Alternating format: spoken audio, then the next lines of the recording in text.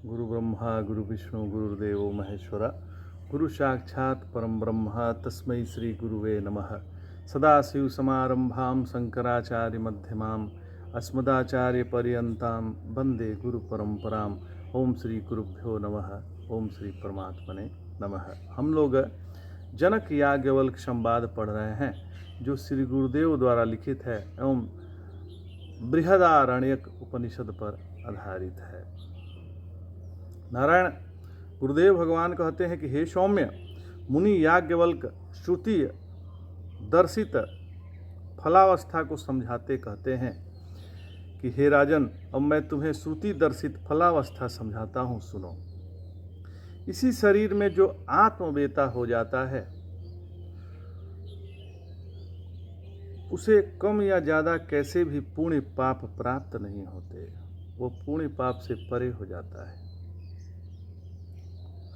उसे ताप नहीं देते बल्कि वह विद्वान ही उन्हें तर जाता है। जैसे मजबूत जलपोत समुद्र पार कर जाता है और उन्हें वैसे ही तुरंत जला डालता है जैसे आसमान में गिरने वाली बिजली रुई के रेशों को क्षण भर में जला देती है।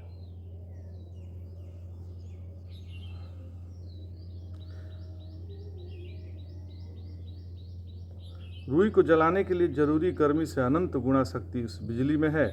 ऐसे तत्व ज्ञान की सामर्थ्य का अनंतवा हिस्सा ही कर्म दहन से अभिव्यक्त होता है। वर्णित विद्वान दर्शित साधनों से जिस आत्मा को पाता है वह पुण्य पापों से हमेशा ही छूटा है और विद्या की बू तक उसे नहीं आती। उसके बारे में कोई संदेह संभव नहीं है। उसे ही जगत कारण ब्रह्म कहते हैं। पहले जिसके बारे में कहा था कि वह ब्रह्मलोक है जो गहरी नींद में सबको मिलता है, सभी शरीरधारियों की अंतःकरण वृत्तियों का साक्षी है, उसका ही तुम्हें अब दर्शन करा दिया। हे राजन, मेरे तेरे और अन्य भी सभी देहधारियों के हृदय में वही स्थित है। प्रकाशों का वही प्रकाश है, वही परम प्रकाश है, वही परम आनंद है। इसे कोई कभी भूल ही नहीं सकता। इसलिए हे महाराज, ऐसा लगता भले ही है कि यह विद्या की जागृदादि एवं जन्म मृत्यु अवस्था में जा आ रहा है, लेकिन सत्य है कि यह सभी संसार धर्मों से अतीत है। हे नृप, पहले मैंने जिस अभय ब्रह्म कहा था वही यह आत्मा है। इससे अन्य संसार में स्थूल सूक्ष्म कुछ भी नहीं है। हे सम्राट, साधनों समेत सम्यक ज्ञान का तुम्हें परिपूर्ण उपदेश दे दिया। तुम बुद्धि रूप धन से संपन्न हो, तुम्हें प्रतिबोध प्राप्त हो गया है, प्रसन्नचित बने रहो। हे सौम्य, याज्ञवल्क्य महर्षि द्वारा यो उपसंहार करने पर प्रबोध पा चुके राजा जनक ने मुनि को अपनी समझ इस कथन द्वारा बताई। जनक जी कहते हैं कि हे ब्रह्म, विदेह का यह राज्य मैं पहले आपको अर्पित कर चुका हूँ। धरोहर रूप से ही यह मेरे पास है। अब इस राज्य और उसके पुत्राद सहित मैं आपके सामने खड़ा हूँ। मुझे और इन सब को अपने दास रूप से आप ग्रहण कीजिए। फिर हमें सेवक रूप से साथ लेकर चाहे अन्यंत्र कहीं जाइए, चाहे यहीं रहिए, आपके बिना मैं नहीं रहूँगा। हे राजन, हे सौम्य, राजा की ऐसी श्रद्धा पूर्वक बात सुनकर महर्षि याज्ञवल्क्य को जनक पर स्नेह हुआ और मिथिला के ही एक उपवन में रमणीय स्थान बनाकर वे वहां ठहर गए। कुछ समय बाद याज्ञवल्क्य महर्षि ने अपनी पत्नी को ब्रह्म विद्या का उपदेश देकर संन्यास ग्रहण किया और राजा समेत वह मोक्ष नामक स्थान पाया जहाँ से लौटा नहीं जाता। इसका मतलब है कि जनक को उपदेश देते समय मुनि मुक्त नहीं थे या राजा उपदेश सुनकर मुक्त नहीं हुआ।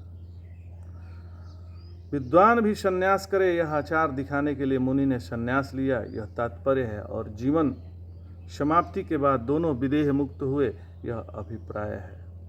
हे सौम्य, यहाँ तक जनक याज्ञवल्क्य संवाद है।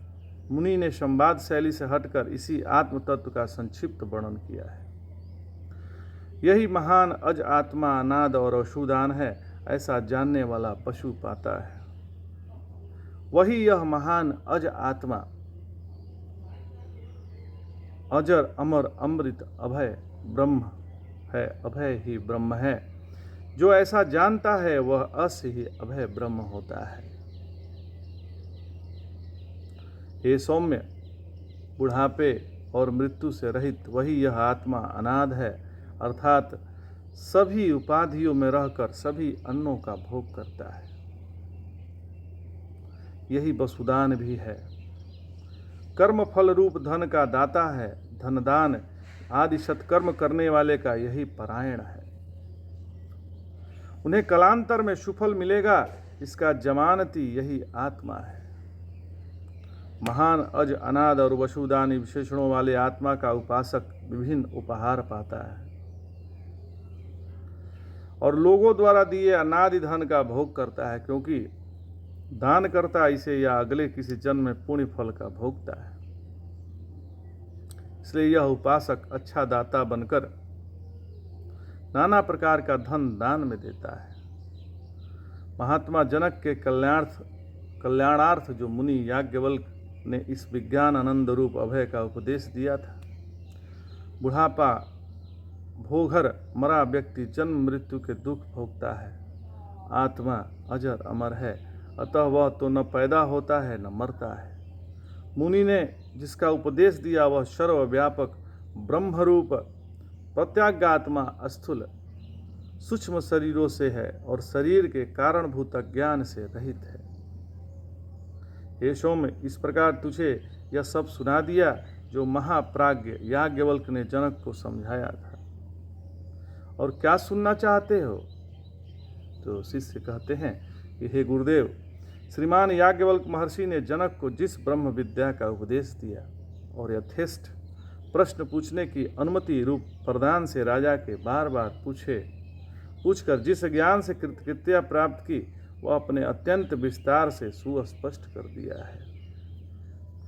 उसी कथा की समाप्ति आपने बताया कि महामुनि याज्ञवल्क्य अपनी पत्नी को ब्रह्म विज्ञान प्रदान कर सन्यासी बने।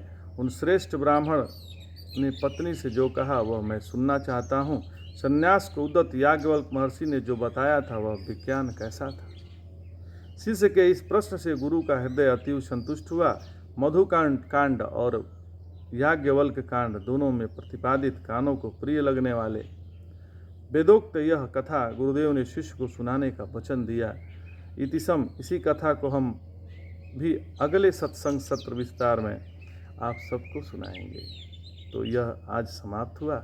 आज इतना ही। जय जय शंकर, हर हर शंकर, नमामि शंकर, भजामि शंकर। नमः पार्वती पतये, हर हर महादेव।